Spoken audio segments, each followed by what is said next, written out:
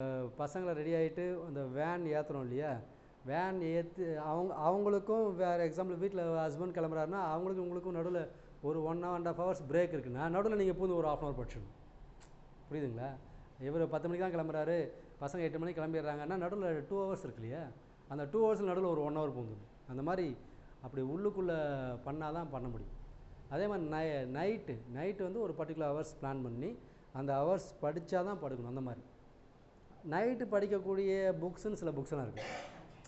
Night எந்த காரணத்துக்கு வேணால் அந்த புக்கு உங்களுக்கு பிரச்சனையே பண்ணாது. அந்த மாதிரி புக்கு ஃபார் எக்ஸாம்பிள் சீவன் புக்கு, சரிங்களா, சிறப்பு மருத்துவம் புக்கு, அப்புறம் வந்து அறுவை மருத்துவம் புக்கு, அறுவை மருத்துவம் புக்கில் இருக்க நம்பர்ஸு, இதெல்லாம் நைட்டு மெமரைஸ் பண்ண வேண்டிய பாயிண்ட்டு, ஃபார்முலா சொல்ல வேண்டிய பாயிண்ட்ஸ், இதெல்லாம் நைட்டு எதுவும் உங்களை பெருசாக டிஸ்டர்ப் பண்ணாது. ஸோ அந்த மாதிரி புக்கெல்லாம் நைட்டு. இன்னொன்று, நைட்டு படுக்கிறப்ப கம்பல்சரி லாஸ்ட்டு படுக்கிறதுக்கு ஒரு 1 hour முன்னாடி ஏதாவது ஒரு 1/2 hour படிச்சுட்டு தான் படுக்கணும். நிறைய பேர் படிச்சுட்டே இருப்பாங்க, அப்படியே தூங்கிடுவாங்க. அதுவும் நல்லது தான் கிட்டத்தட்ட. அது சப்கான்ஷியஸ் மைண்டில் போய் ரெக்கார்ட் ஆகும். ஐயோ படிச்சுட்டே இருந்தால் தூங்கிட்டேனே அப்படின்னு நினைக்கக்கூடாது. ஆக்சுவலாக நீங்கள் அப்போ படிக்கிற விஷயங்கள் கூட என்ன பண்ணும், ஆள் மனசில் போய் பார்த்து. அதே மாதிரி காலையில் எந்திரிச்சோடனே ஒரு 1/2 hourக்குள்ளே படிக்க உட்காந்துணும். இந்த டைம் மேனேஜ்மெண்ட்டுன்றது ரொம்ப பெரிய முக்கியமான விஷயம். ஏன்னா எல்லாருக்குமே 24 hours தான். இப்போ உங்களுக்கு மட்டும் 24 hours கொடுத்துட்டு மற்றவங்களுக்குலாம் 50 மணி நேரம் கொடுத்த மாதிரி கணக்கு கிடையாது. இல்லை உங்களுக்கு கடவுள் 24 மணி நேரம் கொடுக்கறதுக்கு பதிலாக ஒரு 4 hours கட் பண்ணிவிட்டு உங்கள்கிட்ட ஒரு 20 hours கொடுத்து 20 hours ஓடுனி அப்படின்னு சொல்லிட்டாரா என்ன? அப்படி இல்லைல்ல. 24 hours for equal for all. ஆமாம் தானே? எல்லாருக்கும் அதே டைம். ஆனால் அந்த 24 hours நீங்கள் உள்ளே போய் எப்படி இன்ட்ரப்ட் பண்ணுறீங்க, எப்படி அதை கரெக்டாக பிரிக்கிறீங்க, யாருக்கு எவ்வளோ முக்கியத்துவம் கொடுக்குறீங்க அப்படின்றது நம்ம விஷயம் இருக்குது. இந்த மாதிரி நேரங்களில் ஒரு டிஸ்பியூட்டான பாயிண்டெல்லாம் எடுத்து பேசவே கூடாது. ஒரு டிஸ்பியூட்டான ஃபேமிலியில் யாரோ ஒருத்தருக்கு சீர் செய்ய வேண்டிய ஒரு பிரச்சனை, உங்கள் ஹஸ்பண்ட் செய்யணுன்றாரு, நீங்கள் செய்யக்கூடாதுன்றீங்க. இப்போ போய் இந்த பிரச்சனையை ஸ்டார்ட் பண்ணக்கூடாது. எந்த ஒரு காம்ப்ளிகேட்டடான இஷ்யூஸையும் இப்போ டிஸ்கஷனுக்கே கொண்டு வரக்கூடாது. எனக்கு மாப்பிள்ளை இன்ஜினியரிங்கில் பார்க்கலாமா, மெடிக்கலில் பார்க்கலாமா, அந்த டிஸ்கஷனை இப்போ கொண்டு வரக்கூடாது. சரியா? காம்ப்ளிகேட்டான டிஸ்கஷன்லாம் அரைவாகவே விடக்கூடாது. அதே மாதிரி நீங்கள் அந்த டைம் மேனேஜ்மெண்ட்டை நீங்கள் பிரித்து பண்ணுறீங்கன்றது வெளியில் யாருக்கும் தெரியக்கூடாது. நீங்கள் இவ்வளோ கால்குலேட்டிவாக டைம் மேனேஜ்மெண்ட் பண்ணுறீங்கன்னு யாருக்கு மட்டும் தான் தெரியணும்? அது உங்களுக்கு மட்டும் தான் தெரியணும். அது உங்களுக்கு மட்டும் எப்படி தெரியும்? கால்குலேட்டிவாக நீங்கள் டைம் மேனேஜ்மெண்ட் பண்ணுறீங்கன்றது உங்களுக்கு மட்டும் எப்படி தெரியும்? சொல்லுங்கள். படித்தா தான் தெரியுமா?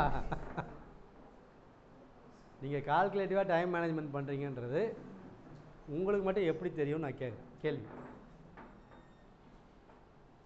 எப்படி தெரியும்? You have to speak with you. உங்கள் கூட நீங்கள் பேசுனீங்கன்னா தெரியும்.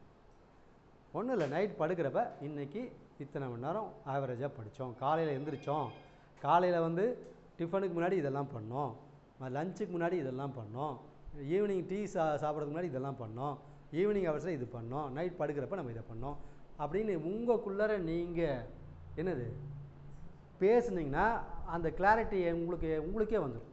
You have to speak with you first. அதை நீங்கள் வந்து அதை எப்போ பண்ணுறீங்களோ இல்லையோ கம்பல்சரி நைட்டு படுக்கிறப்ப ஒரு முறை 10 minutes ஒரு 5 minutes உங்கள்கிட்ட பேசிட்டு பண்ணுங்க கண்டிப்பாக. சரிங்களா? சரி. அதே மாதிரி நடுவில் உங்களை ஒரு பிரேக் பண்ணுற மாதிரி ஒரு விஷயம் நடக்குது அப்படின்னா அந்த பிரேக் பண்ணுற மாதிரி விஷயத்துலேருந்து உங்களை வெளியில் எடுக்கக்கூடிய முதல் ஆள் யாராக தான் இருக்கணும்? நீங்களாக தான் இருக்கணும். அதை எப்படி சொல்லணும்னா அது பாட்டுக்கு ஃப்ளோவில் போகணுன்னு போகக்கூடாது. அது பாட்டுக்கு ஃப்ளோவில் போகணுன்னா அது என்ன பண்ணணும்? நம்மளை அமுக்கிடும். அப்போ நம்ம என்னென்னா அதுக்கு வேர்ட்ஸ் கொடுக்கணும். வேர்ட்ஸ் கொடுத்திங்கன்னா வெளில வந்துடும். வேர்ட்ஸ்னால் எப்படி? நம்ம காது கேட்குற மாதிரி நம்மளே கொஞ்சம் சொல்லிக்கணும். ஓகேங்களா? சொன்னிங்கன்னா தான் அதுலேருந்து வெளில வரும். யூஸ்வலாக என்ன வேடிக்கை பார்ப்பாங்க. இப்போ ஃபார் எக்ஸாம்பிள் ஒரு திடீர்னு ஒரு படிக்க முடியாத ஒரு டஃபஸ்ட்டு சுச்சுவேஷன் வருதுன்னு வச்சுக்கோங்களேன். அப்போ என்ன தான் நடக்குதுன்னு நம்ம பார்ப்போம், நம்ம விதி இவ்வளோதான் அப்படின்னீங்கன்னா என்ன ஆகிடும்? அது கொஞ்சம் கொஞ்சமாக நம்மளை அமுக்கி விட்டுரும். ஆனால் இது இப்படி ஒரு சூழ்நிலை வந்துருச்சு, இதை இப்படி மேனேஜ் பண்ணிவிட்டு இந்தந்த ஹவர்ஸில் உள்ளே பூந்து நம்ம படிக்கலாம், இதையும் பெட்டராக மேனேஜ் பண்ணலாம் அப்படின்னு யார் தான் பேசணும்? நீங்கள் தான் உங்கள்கிட்ட பேசணும். ஓகேவா? ஓடி வந்து இந்த மாதிரி ஒரு சூழ்நிலை வந்துருச்சு, இதில் நின்று நீ எப்படி தப்பிச்சலாம் அப்படின்னு உங்கள்கிட்ட கூட சொல்கிறதுக்கு ஒரு ஆள் இருக்காங்களான்னு தெரியல. இருந்தால் பரவாயில்ல, இல்லைன்னா அப்படி ஒரு ஆளே இல்லைன்னா என்ன பண்ணுவீங்க? என்ன பண்ணுவீங்க? அப்படி ஒரு ஆளே இல்லைன்னா வேறு ஆள் யார்? நம்ம தான். சரியா? நம்ம தான் நம்ம கூட பேசிக்கணும். அதனால் செல்ஃப் டாக் அப்படின்றது ஒரு மிகப்பெரிய கலை, புரியுதுங்களா? அது அவங்கள எல்லா இடத்துலேருந்தும் வெளியில் கொண்டு வந்துடும். எப்பயுமே உங்களை டைம் மேனேஜ்மெண்ட்டு உங்களை எல்லா இடத்துலையும் சரியாக வச்சுருக்கும். அந்த செல்ஃப் டாக்ன்றது உங்களை ஒரு தேர்ட் பர்சன் மாதிரி பண்ணும். நிறைய பேர் செல்ஃப் டாக் பண்ணுறாங்க. என்ன பண்ணுன்னா, நம்மளால இவ்வளோ தான் முடியும். சரி, பேசுகிறதெல்லாம் நமக்கு நாமே நெகட்டிவாக பேசிக்கிறது. எனக்கு எப்பயுமே இப்படி தான் சார், ஒரு சுழி சார். நான் படிக்க ஆரம்பித்தா அவ்வளோதான் சார். எங்கள் மாமியா வந்துடுவாங்க, எங்கள் ஹஸ்பண்ட் வந்துடுவார். ஓகேவா? இந்த குழந்தைங்களாம் சும்மா இருக்காதுங்க. இந்த குழந்தைங்களாம் புக்கை பிடுங்கி போடும். சரியா? இதுங்களாம் சும்மா இருக்காதுங்க. ஊரில் யாரோ ஒரு சொந்தக்காரன் இத்தனை நாள் அவனை பார்த்துருக்கவே மாட்டோம், அவன் இன்னைக்கு புதுசாக வருவான் நம்ம வீட்டுக்கு. சரியா? அந்த மாதிரி எனக்குன்னு எல்லாம் இந்த மாதிரி நடந்திருக்கு சார் அப்படின்னு சொல்லுவீங்க இல்லையா? அந்த மாதிரி நீங்கள் நெகட்டிவாக பேச பேச அது என்ன ஆகும்? நெகட்டிவாக இழுத்துன்னு வந்து உங்கள்கிட்ட விட்டுட்டே இருக்கும். நீங்கள் எந்த அளவுக்கு எதிர்மறையாக உங்கள்கிட்ட பேசுகிறீங்களோ அந்த மாதிரி எதிர்மறையான சூழல் உங்களை சுற்றி நிகழ்ந்துகிட்டே இருக்கும்.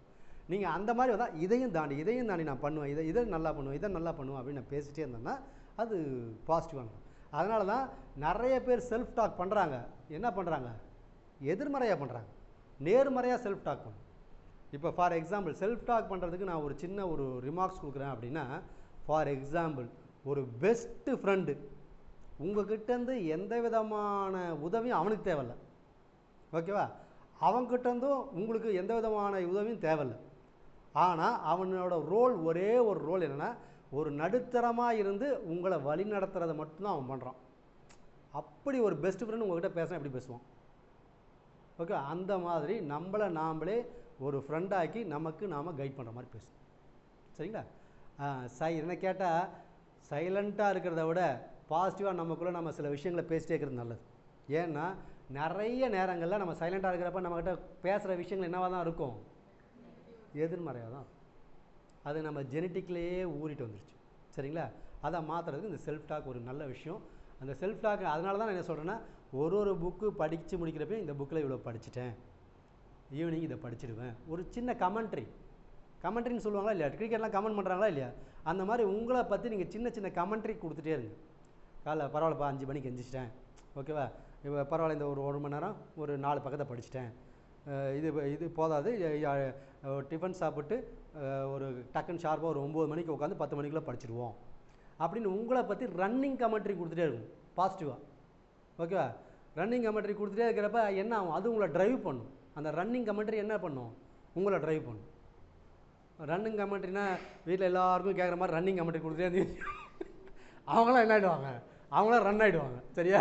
இவங்களுக்கு எதாவது ஆயிடுச்சுன்ற மாதிரி ஆகிடுவாங்க. சரியா? அந்த ரன்னிங் கமெண்ட்ரி ரொம்ப ஷார்ப்பாக இருக்கும், உங்களுக்கு மட்டும் கேட்குற மாதிரி. சரியா? அது ஏன் இப்போ சொல்கிறேன்னா, இந்த மாதிரி ஒரு காம்படிட்டிவ் எக்ஸாம் படிக்கிறப்ப ரன்னிங் கமெண்ட்ரி ரொம்ப இம்பார்ட்டன்ட். ஓகேவா? ரன்னிங் கமெண்ட்ரி இருந்துகிட்டே இருந்தால் தான் நமக்கு என்ன ஆகும்? நமக்குள்ளே ஒரு ஃபயர் எரிஞ்சிட்டே இருக்கும். இல்லைன்னா ரன்னிங் கமெண்ட்ரி இல்லைன்னா என்ன ஆகும்? வேறு ஏதோ உள்ள ஒரு ரன்னிங் கமெண்ட்ரி ஓட ஆரம்பிச்சிடும். ஏதோ நம்ம படிக்கிறோம், இது நடக்குமான்னு தெரியல, கிடைக்குமான்னு தெரியலன்ற ஒரு ரன்னிங் கமெண்ட்ரி என்ன ஆகிடும்? உங்களுக்குள்ளே ஓட ஆரம்பிச்சிடும். அந்த கமெண்ட்ரியை விடவே கூடாது. சரிங்களா? சரி, அடுத்ததா எக்ஸாம்ன்றது என்ன? ஒரு காம்படிட்டிவ் எக்ஸாமில் வைக்கிறாங்க. அந்த காம்படிட்டிவ் எக்ஸாமில் இப்போ இன்றைக்கி நிலைமைக்கு ஒரு குறிப்பிட்ட நபர்கள் தான் தேர்ந்தெடுக்க போகிறாங்க, குறைவான நபர்கள். அதுக்கு எவ்வளோ பேர்? மோர் தேன் ஆக்சுவலாக நம்ம கவுன்சிலில் விசாரித்தேன், 8000க்கு மேலே போயிட்டுருக்கான் ரெஜிஸ்ட்ரேஷன் நம்பர். ஆமாம் தானே? கவுன்சிலில் ரெஜிஸ்ட்ரேஷன் நம்பர் எதுக்கு மேலே ஓடிட்டுருக்கு? கவுன்சிலில், நான் எம்ஆர்பியில் சொல்லலை, கவுன்சில் ரெஜிஸ்ட்ரேஷன் நம்பர் இருக்கு இல்லையா, அந்த நம்பர் இப்போ 8000க்கு மேலே ஓடிட்டுருக்கு. ஆமாம் தானே? 8000க்கு மேலே ஓடிட்டுருக்கு. சரி, எப்படியா இருந்தாலும் இன்றைக்கி எல்லா இடத்துலையும் சுற்றி முற்றி பார்த்துட்டாலும் நம்ம டாக்டருங்க ஆக்குப்பைடான ஜாப்பில், கவர்மெண்ட் ஜாப்பில் இருக்கிறவங்க ஒரு 1500 பேரை தாண்டாது. அவங்கள விட்டுறலாமா? ஏன்னா அந்த 1500 பேரை விட்டுறலாம். சரியா? சரி, அப்புறமேட்டு ஓரளவு சொஃபஸ்டிகேட்டடாக செட்டில் ஆனவங்க, ஓகேவா? இதெல்லாம் ஒரு டெஸ்ட்டு, இதெல்லாம் போய் எழுதின்னு படிக்கிறான் பாரு ஆளுங்க அப்படின்னு சொல்லிட்டு இருக்கிறவங்க, நல்லா வெல் செட்டில் ஆனவங்க குறைஞ்சது 1500 பேர் இருக்காங்க நம்ம டாக்டர்லேயே. இருக்காங்க. ஹஸ்பண்டெல்லாம் லட்சக்கணக்காக சம்பாதிக்கிறவங்கன்னா அவன் செட்டில் தானுங்க. சரியா? ஹஸ்பண்ட் 2 லட்சம் சம்பாதிக்கிறான்னா அவன் நம்மளை எப்படி பார்ப்பான்? சரியா? அவங்க நம்மளை இதெல்லாம் ஒரு டெஸ்ட்டுன்னு இதை படிச்சுட்டு இருக்கே அப்படின்னு தான் பார்ப்பாங்க. சரியா? சரி, அந்த மாதிரி ஒரு 1500 பேர் இருக்காங்க. சரி, இப்போ என்னாச்சு? 1500 + 1500 3000 போயிடுச்சு. மீதி எவ்வளோ தான் இருக்குது? 5000 பேர். இப்போ இந்த 5000 பேர் டெஸ்ட் எழுத கிளம்பி வந்துடுவாங்க. அதில் மாற்று கருத்தே இல்லை. சரியா? 5000 பேர் டெஸ்ட் எழுதுறத நீங்கள் என்ன நினச்சாலும் தடுக்க முடியாது. ஆனால் இந்த 5000த்தில் இந்த டெஸ்ட்டை உறுதியாக வாங்கணும், அப்படி இது படிக்கணும் அப்படின்னு புக்கை வச்சு போராடிட்டு இருக்கவங்க இருக்காங்க இல்லையா, அவங்க வந்து குறைந்தபட்சம் 3000 பேர் தான் இருப்பாங்க. இந்த டெஸ்ட்டு எழுதணும், இந்த டெஸ்ட்டுக்காக நான் படிக்கிறேன் அப்படின்றவங்க எத்தனை பேர் தான் இருப்பாங்க? 3000 பேர். அதாவது கொஞ்சம் புக்கையாவது வாங்கி வச்சுருப்பாங்க. பழைய புக்கில் மேலே அட்டத்தில் இருக்கிற புக்கெல்லாம் இறக்கி கீழே வச்சுருப்பாங்க.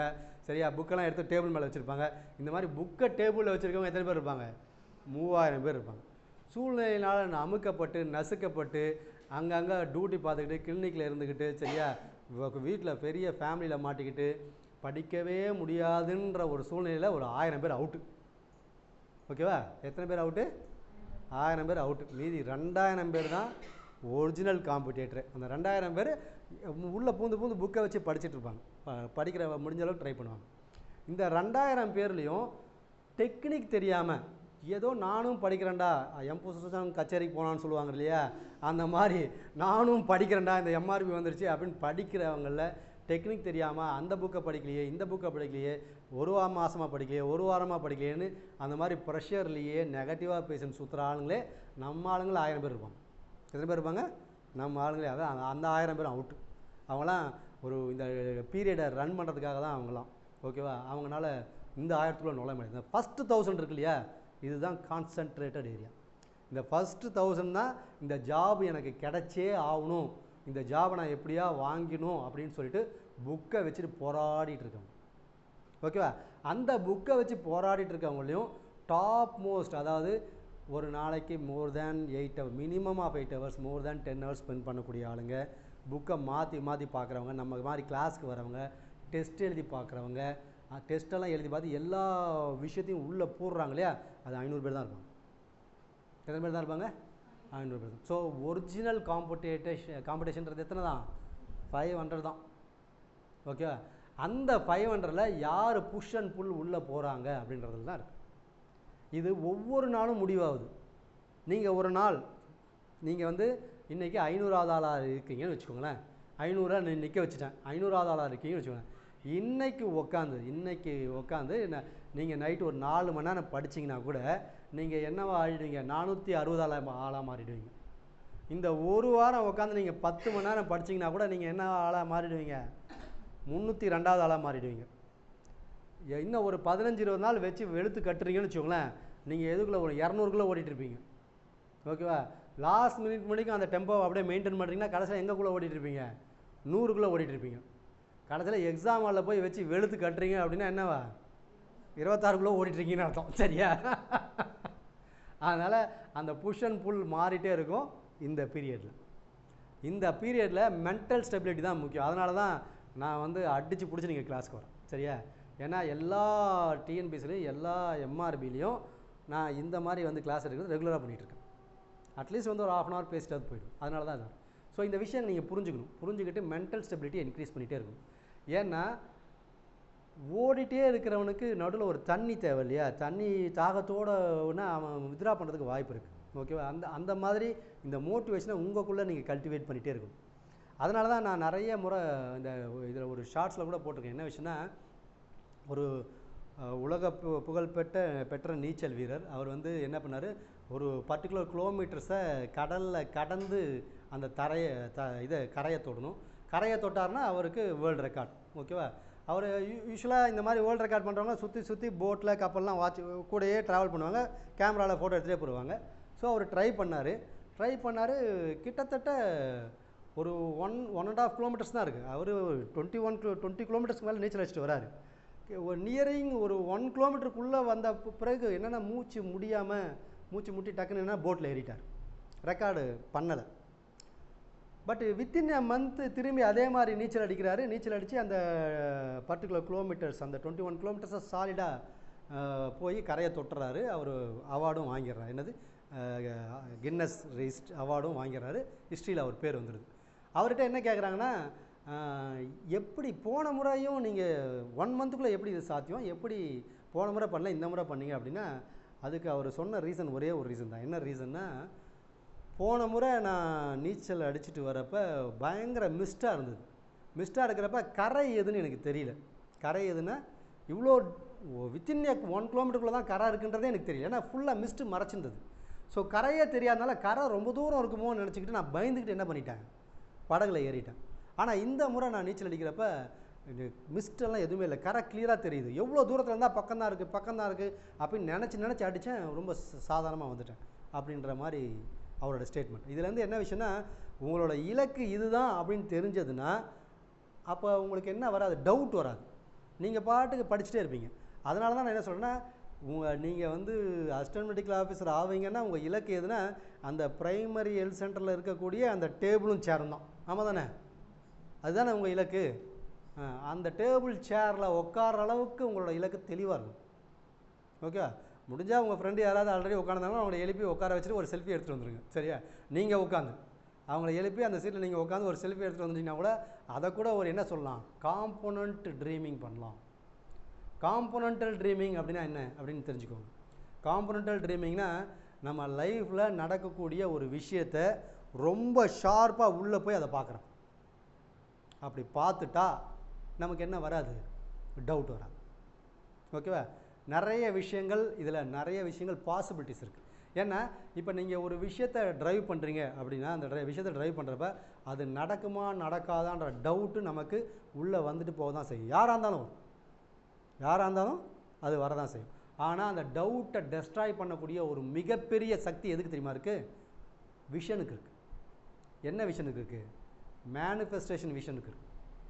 அந்த காம்போனன்டல்னால் ஒரு பர்டிகுலர் ஒரு இடத்தை நோக்கிய அந்த பயணம் உங்களுக்கு விஷுவலாக தெரியும். நான் யூஸ்வலாக நேஷனல் இன்ஸ்டியூட்டுக்கு படிக்கிறவங்கெல்லாம் நிறைய முறை நான் கிளாஸில் சொல்லியிருக்கேன். நேஷனல் இன்ஸ்டியூட்டில் நீ சீட்டு வாங்குறேன்னா முதல்ல ஒரு நாள் நேஷனல் இன்ஸ்டியூட்டில் போய் இறங்கி அங்கே போய் ஒரு ரவுண்ட் அடித்து அங்கே ஓபிலாம் போய் வேடிக்கை பார்த்துட்டு வான்னு சொல்லுவேன். அதே மாதிரி நீ எம்ஆர்பி வாங்குறவங்களா இருந்தால் ஏதாவது ஒரு பிரைமரி ஹெல்த் சென்டரில் உங்கள் ஃப்ரெண்டை போய் பார்த்துட்டு அங்கே இருக்கிற அட்மாஸ்பியர்லாம் பார்த்துட்டு வாங்கணும். ஏன்னா அந்த விஷன் உங்களுக்கு என்ன ஆகணும், வரணும். வந்தால் தான் இந்த ரூட்டே கனெக்ட் ஆகும். சரிங்களா சார்? இதுக்கு மேலே நான் எப்படி சார் போய் பார்க்குறது அப்படின்னா ஒன்றுமே இல்லை. நம்ம ஆளுங்களாம் நிறைய ஃபோட்டோ எடுத்து போட்டு குரூப்பில் போட்டுட்ருக்காங்க. அதை ஒன்று எடுத்து பார்த்து அவங்களுக்கு பதிலாக நீங்கள் அங்கே உட்கார்ற மாதிரி இமேஜின் பண்ணிட்டா முடிஞ்சு போச்சு. சரியா? ஸோ அதனால் உங்களுக்கு கம்பல்சரி அந்த இது என்ன இருக்கணும், ஒரு காம்போனன்டல் ட்ரீம்னு கூட சொல்லக்கூடாது. அதை இப்போலாம் சொல்கிறாங்களே பேரலல் யூனிவர்ஸ்னு தான் சொல்கிறாங்க இல்லையா? ஸோ இந்த விஷயம் ஆல்ரெடி நடக்கிற மாதிரியான ஒரு ஸ்ட்ராங்கான இமேஜினேஷன் உங்களுக்கு கொடுத்துட்டே இருக்கும்.